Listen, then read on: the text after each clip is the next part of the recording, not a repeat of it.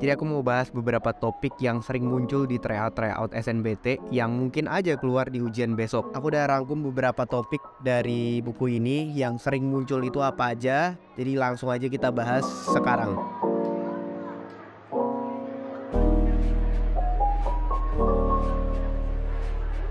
Oke, langsung ke topik yang pertama, itu kurva, tentang persamaan kuadrat. Itu sering banget keluar di tryout. Jadi kita harus tahu gimana sih sifat-sifat kurva itu. Nah, di sini ada nomor satunya. Diketahui kurvanya itu Y sama dengan AX kuadrat plus AX plus A. Itu tidak melalui sumbu X sama sekali. Berarti kalau digambarin ya, ini sumbu X-nya. Kurvanya itu bisa aja di atas sini atau di bawah sini ya. Jadi dia nggak nyentuh sumbu X sama sekali. Di sini ditanya pernyataan mana yang benar. Nah, yang pertama, kurva selalu terbuka ke atas. Pernyataan kurva selalu itu belum tentu, karena bisa aja dia terbuka ke atas, bisa aja dia terbuka ke bawah. Nah, aku kasih tahu salah satu sifat dari fungsi kuadrat ini ya. Jadi misalnya kita punya AX kuadrat plus BX plus C. Nah, kalau A-nya itu lebih besar dari 0, maka dia terbuka ke atas. Tapi sebaliknya, kalau A-nya lebih kecil dari 0, dia terbuka ke bawah gitu. Jadi ini salah satu sifatnya. Kalau misalnya dia itu tidak melalui sumbu X, berarti itu determinannya itu lebih kecil dari 0. Nah, ini salah satu sifatnya. Jadi untuk pernyataan A dan B, karena di sini ada selalu ya, selalu. Ini dua-duanya salah. Karena gak selalu terbuka ke atas dan gak selalu terbuka ke bawah. Bisa jadi ke atas, bisa jadi ke bawah gitu, tapi gak selalu. Nah, pernyataan yang C, itu apsis dari titik puncak kurva tersebut selalu bernilai min setengah. Nah, aku kasih tahu rumus dari apsis titik puncak. Apsis ini apa? Sumbu X ya. Jadi rumus dari apsis ya, itu min B per 2A. B-nya apa? B-nya tuh di sini nih. B dan A-nya ini. Nah, di kasus ini berarti B-nya itu A dan A-nya itu A juga. Berarti minus A per 2A. Ya udah. Ini coret-coret. Hasilnya min setengah. Bener ya, berarti yang C. Walaupun kita udah tahu yang C benar, kita coba dulu nih yang D. Kenapa D-nya salah? Kurva tidak pernah memotong sumbu Y. Belum tentu. Bisa aja ya, misalnya aku gambarin ini sumbu Y dan ini sumbu X. Bisa aja dia kayak gini, memotong dong di sini sama sumbu Y. Atau bisa juga dia kayak gini, memotong juga. Jadi belum tentu. Yang D berarti salah. Kalau yang E gimana? Daerah hasil kurvanya itu minus tahingga sampai tahingga. Salah ya. Jadi daerah hasilnya itu bukan minus tahingga sampai tahingga, tapi minus tahingga atau tahingga. Nah, karena daerahnya itu ya dari sini ke sana sama dari sini ke bawah gitu. Jadi yang tengah ini nggak masuk. Yang tengahnya nggak masuk. Jadi yang E itu salah gitu. Jadi penting buat teman-teman harus paham ya terkait konsep kurva, karena ini dari beberapa tryout yang aku lihat itu selalu keluar.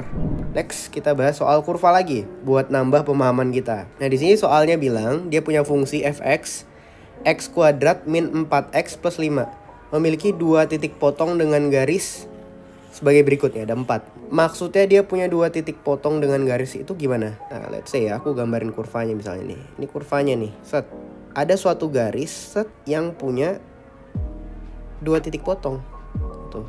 Ada juga sifatnya yang kayak gini nih, cuma punya satu titik potong. Dan ada juga yang sama sekali tidak berpotongan. Nah, ini itu determinannya lebih besar dari 0. Kalau ini determinannya sama dengan 0. Kalau yang ini determinannya lebih kecil dari 0. Nah, gimana cara ngerjain soalnya? Kita pakai konsep Y1 sama dengan Y2. Dimana Y1-nya itu adalah grafiknya atau kurvanya. Kurva. Y2-nya itu garisnya. Nah, di sini kita coba dulu ya yang persamaan yang pertama. Nah, ini X plus Y sama dengan 5. Berarti Y sama dengan 5 minus X ya. Nah, ini Y2 nya nih. Berarti Y1 sama dengan Y2 X kuadrat min 4X plus 5 sama dengan 5 min X ya. Berarti X kuadrat minus 3X, 5-nya habis sama dengan 0. Nah, sebenarnya kita bisa cari determinannya ya, pakai, tahu kan ya rumus determinan? Rumus determinan itu B kuadrat min 4AC. Nah, pakai rumus ini sebenarnya. Cuma kan di sini udah gampang ya, tinggal difaktorin aja. X-nya keluarin, sisa X min 3 sama 0. Nah, bisa dilihat ada dua akar-akarnya ya. X sama dengan 0 sama X sama dengan 3. Ini ada 2. Berarti dia udah punya 2 titik potong di 0 dan di 3. Bisa aja kita cari determinannya. Ya, kalau kita tes cari determinannya, B-nya berapa? Berarti B-nya 3 ya. B-nya minus 3, sorry. Berarti determinannya itu minus 3 kuadrat minus 4 dikali A-nya berapa? 1. C-nya 0. Berarti 9. Ya kan? Determinannya. Nah, 9 ini kan lebih besar dari 0 ya. Dan determinannya lebih dari 0. Berarti dia punya 2 titik potong. Tuh kalau kita tes. Tapi lebih gampang kita faktorin aja supaya cepet kan. Nah, kita coba ke persamaan kedua. 3X min Y sama dengan 1. Berarti Y-nya sama dengan 1, 3X min 1 ya. Nah, kita coba. Dimana X kuadrat min 4X plus 5 sama dengan 3X min 1. Berarti X kuadrat minus 7X plus 6 mana 0. Ini kan kita bisa faktorin. Jadi X min 1 sama X min 6 ya. X sama dengan 1 dan X sama dengan 6. Ini ada dua juga nih. Nomor 1 punya titik potong, nomor 2 punya titik potong. Karena di pilihannya nih, itu 1 dan 2 itu cuma ada di A. Berarti jawabannya udah bisa dipilih ya, antara A atau E gitu. B, C, D itu salah. Nah, sekarang kita coba nomor 3. Sebenarnya kita langsung nyoba nomor 4 aja gitu. Supaya kita nyoba nomor 4 nih ya. Misalnya nomor 4-nya nggak ketemu gitu, salah. Ya udah, kita langsung jawab A. Tapi karena ini video pembahasan, kita coba aja langsung dari nomor 3. Harusnya kalau kalian di ujian ya, kalian langsung kerjain nomor 4. Karena buat menghemat waktu juga. Nah, kalau kita kerjain nomor 3-nya, itu kan 2X plus Y sama dengan 7. Berarti Y sama dengan 7 min 2X. Nah, kita coba lagi Y1 sama dengan Y2. X kuadrat min 4X plus 5 sama dengan 7 min 2X. Dan X kuadrat minus 2X minus 2 ya, mana 0. Nah, kalau ini kan nggak bisa difaktorin ya. Harus pakai rumus ABC dan agak ribet. Kita pakai determinan aja langsung. Berarti determinannya B kuadrat min 4AC. B-nya berapa? Minus 2 kuadrat 4 kali A-nya 1, C-nya minus 2. Berarti 4 ditambah 8. Berarti 12. Nah, 12-nya kan lebih besar dari 0. Berarti dia punya 2 titik potong. Berarti nomor 3 bener. Nah, sekarang kita tes nih yang nomor 4. X min Y sama dengan 2. Berarti Y-nya X min 2 ya. Kita coba. X kuadrat min 4X plus 5 sama dengan X min 2. X kuadrat minus 5X plus 7 ya. Sama dengan 0. Ini nggak bisa difaktorin ya. Ya, nggak bisa difaktorin. Kita pakai rumus ABC langsung. Rumus determinan langsung. Minus 5 kuadrat minus 4 dikali 1 dikali 7. Ya, B kuadrat min 4AC. 25 dikurang 28 tuh, 7 kali 4. Minus 3. Nah, ini lebih kecil dari 0. Yang berarti dia ini tidak punya potongan. Gak punya titik potong. Berarti nomor 4 salah. Cuman itu A ya, teman-teman. Sebenarnya tricky sih. Ini sebenarnya kalau kalian ngerjain langsung harusnya lebih cepet. Ini karena aku sambil ngejelasin jadi agak lama. Nah, kalau ngerjain sendiri harusnya lebih cepet. Karena kuantitatif ini harus cepet. Materi yang kedua yang sering keluar itu peluang. Peluangnya emang tricky banget. Banyak yang harus diperhitungkan di peluang. Ini materi yang lumayan sulit. Jadi perhatiin baik-baik. Nah, contohnya nih ada di nomor ini ada 3 orang. Itu akan dipilih jadi ketua panitia. Ada wakil ketua panitia dan sekretaris dari 10 mahasiswa dan 5 mahasiswi. Berarti ada laki-laki sama wanita ya. Yang ditanya apa? Peluang ketua panitianya itu adalah seorang mahasiswi. Berarti kita bikin kemungkinannya dulu. Kemungkinannya. Nah, pertama-tama aku jelasin dulu konsep peluang itu gimana. Jadi peluang itu dihitung dengan kejadian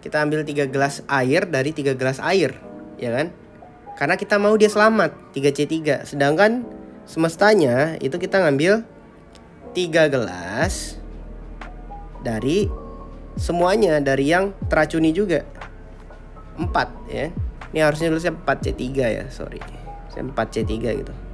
Kita ngambil 3 gelas dari total 4 gelas.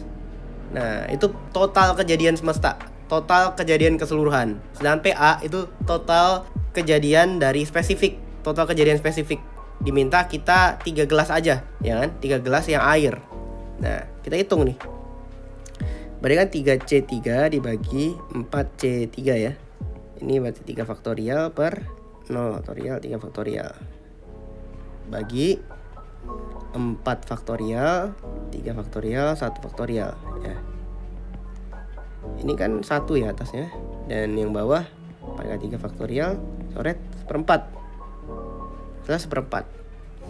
Karena soalnya itu minta dalam persen, udah tinggal 1/4 kali 100%, 25% ya. Yap. Hasilnya itu B. Benar, tricky ya soalnya ya. Tricky banget. Next, soal peluang lagi nih supaya lebih dalam. Nah, pada nomor 6 ini ya, sebuah kotak berisi 2 spidol. Ingat, ada 2 spidol. 2 spidol rusak dan 3 spidol yang masih berfungsi. Spidol akan diuji satu persatu sampai kita nemu kedua spidol yang rusak. Berapa probabilitas pengujian akan berakhir di percobaan kedua? Oke. Sekali lagi kita bikin beberapa kemungkinan ya. Kemungkinan pertama, di sini rusak, aku kasih R ya. Tidak rusak itu TR. Oke. Kemungkinan pertama, kita misalnya posisikanlah kita jadi orang yang nyoba. Kita harus berhenti ketika dua-duanya itu ketemu yang rusak. Berarti pertama kita kebetulan nemu yang rusak dulu, terus rusak lagi. Udah dong, kita berhenti. Itu kemungkinan pertama. Kemungkinan kedua, kita nemu rusak, ternyata ketemu lagi tidak rusak, ketemu rusak lagi. Udah, kita berhenti. Kemungkinan ketiga, kita rusak, tidak rusak, tidak rusak lagi, baru rusak. Kemungkinan 4, rusak, tidak rusak, tidak rusak, tidak rusak lagi. Ternyata di kelima baru nemu yang rusak, baru kita berhenti. Nah, yang kelima itu kita nemu yang tidak rusak dulu. Oh, ternyata kita nemu tidak rusak lagi. Ternyata tidak nemu lagi tidak rusak ya. Baru nemu lagi yang rusak, nemu lagi yang rusak, baru kita berhenti. Kemungkinan keenam, tidak rusak, tidak rusak lagi, ketemu rusak sekali, baru tidak rusak lagi, baru rusak. Kemungkinan ketujuh lagi, apalagi tidak rusak, baru ketemu rusak, baru tidak rusak, tidak rusak, rusak. Kemungkinan ke-8, tidak rusak, tidak rusak, rusak, rusak, ya kan? Berhenti. Kemungkinan ke-9, tidak rusak, rusak, rusak, ya kan? Bisa nih. Terus kemungkinan ke-10, tidak rusak, rusak, tidak rusak lagi, baru rusak ya. Total ada 10 kejadian. Di sini ditanya berapa probabilitas pengujian akan berakhir di percobaan kedua. Jadi kita nyoba 2 kali itu udah berakhir. Tentu yang ini ya, yang kemungkinan pertama ya. Jadi ya kita udah berhenti saat kita nyoba kedua kali. Wah, kita udah nemu nih dua-duanya. Ya udah, berarti cuma 1 kejadiannya. Berarti 1 dibagi 10. Dari 10 kejadian itu cuma ada 1. Berarti jawabannya itu E. 1/10. Mantep ya soal peluang. Mantep banget.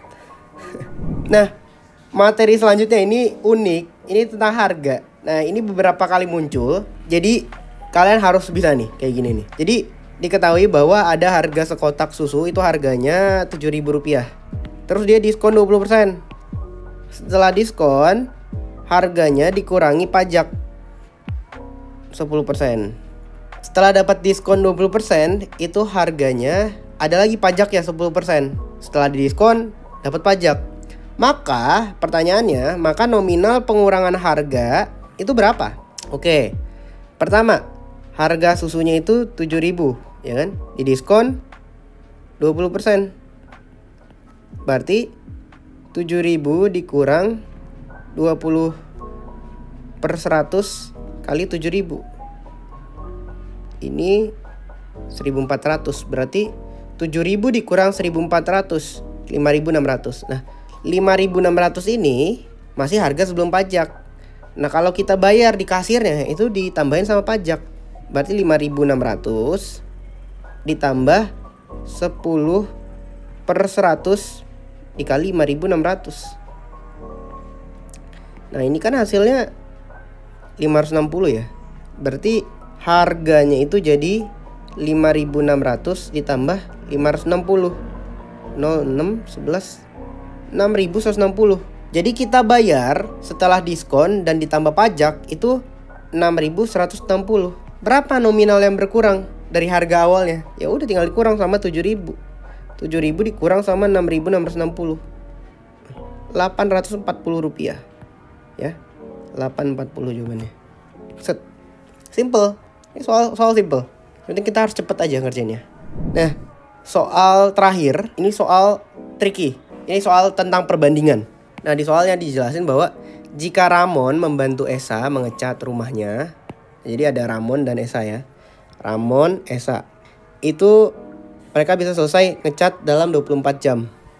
Berarti Ramon plus Esa itu bisa selesai 24 jam.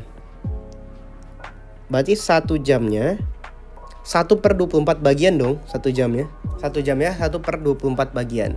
Selanjutnya, kalau Ramon sendiri itu 14 jam lebih lama daripada Esa. Oke, kita sekarang Esa. Esa itu let's say X lah. X jam. Ya. Berarti 1 jamnya dia bisa 1/X bagian. Oke. Nah, selanjutnya kalau si Ramon itu X ditambah 14 dong. Dia 14 jam lebih lama daripada Esa. Berarti X plus 14 jam. Dimana 1 jamnya dia 1/X plus 14 bagian. Jadi bagian Esa ditambah bagian Ramon sama dengan bagian Esa ditambah Ramon. Gitu. Nah, sekarang bagian Esa-nya itu 1/X ya. Ditambah sama 1/X plus 14 sama dengan 1/24 ya. Nah, ini tinggal kita selesaiin sebenarnya. Dimana ini kita samain penyebut dulu ya. Jadi X plus 14. Di sini X plus 14 ditambah X sama dengan 1/24. 2X plus 14 kita kali silang ya. Itu dikali 24 sama dengan X kuadrat ditambah 14X ya. Ini kali silang ya. Nanti kalau kita selesaiin aja sebenarnya. 48X ditambah 24 kali 14 berapa? 236 ya. 24 kali 14 itu 16, 8, 9, 4, 2, 336 sama dengan X kuadrat plus 14X. Nah, ini tinggal dipindah-pindahin aja. 48 kurang 14 berapa? 34 ya. Minus 34X minus 336 sama dengan 0. Nah, ini tinggal kita faktorin. Berapa kali berapa yang hasilnya minus 336 dan berapa yang tambah berapa hasilnya minus 34. Nah, itu hasil faktornya itu minus 42 sama plus 8 ya. Karena 42 kali 8 itu 336, minus 42 ditambah 8 itu minus 34. Berarti hasilnya itu X sama dengan 42 sama X sama dengan min 8. Karena waktu itu nggak mungkin minus, nggak mungkin. Berarti hasilnya itu 42. Wah, mantap ya soal SNBT. Itu dia beberapa materi dari pengetahuan kuantitatif yang sering muncul di tryout. Dan BTW tadi soalnya aku ambil dari buku ini. Ini buku ajar SNBT UTBK. Di dalamnya itu ada 3 set latihan soal yang berjumlah 400-an soal SNBT 2023. Ini materinya diprediksi akan mirip dengan soal SNBT 2023. Dan disini juga lengkap dengan kunci jawaban dan pembahasan yang dibahas secara online dalam bentuk video. Yang istimewanya lagi, ini buku bukan cuma ada soalnya aja, tapi ada materinya juga. Jadi lengkap banget.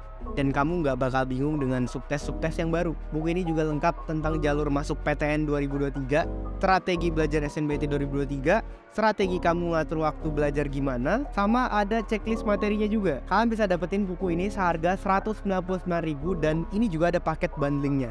Dimana kamu dapat buku Hajar SNBT 2023 ini ditambah paket Light Ultima Zenius yang dapetin 1 kali live class TPS per minggu dan 4 kali tryout premium seharga cuma 599.000. Bayangin 599.000 udah dapat banyak banget. Buku ini ada di Shopee dan di Tokopedia Zenius ya. Untuk linknya kalian bisa cek di deskripsi. Overall ini buku udah all in one banget, cocok buat amunisi kamu dalam menghadapi SNBT 2023. Jadi mungkin sekian aja video dari aku pembahasan soal kuantitatif kali ini. Nanti kedepannya aku bakal rutin bahas soal SNBT, terutama itu tentang kuantitatif dan penalaran matematika yang super susah ya, penalaran matematika. Jadi stay tune, jangan lupa subscribe supaya gak ketinggalan videonya. Like dan share jika kalian ngerasa video ini bermanfaat, dan komen kira-kira aku bikin video apa lagi. Aku Farhan, see you the next video.